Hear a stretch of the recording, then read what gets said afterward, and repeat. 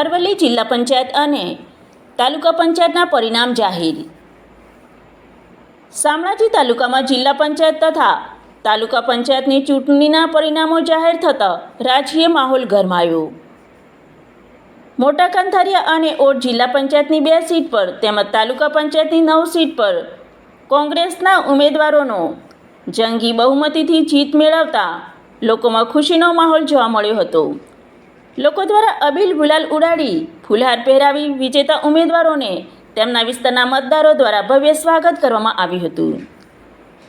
ખેરાડી જિલ્લા પંચાયતની 1 સીટ પર ભાજપના ઉમેદવાર તેમજ તાલુકા પંચાયતની ભાજપના 6 ઉમેદવાર વિજેતા થયા હતા.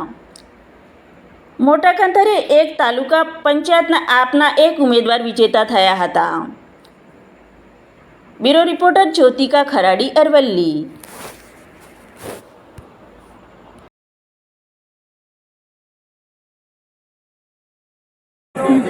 ઓકે ચાલો.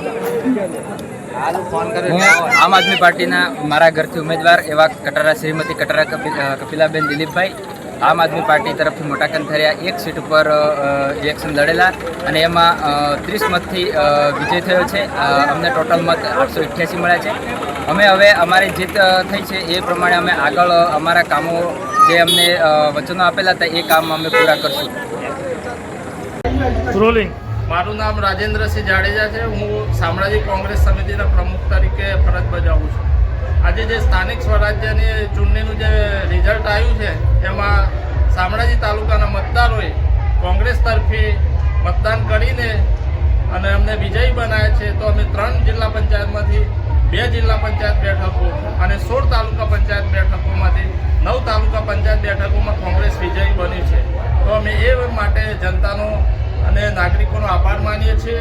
અને તાલુકા પંચાયત બનશે અમારી બની છે તો અમે લોકોના સારા કામ કરશું. જય હિન્દ, જય ભારત.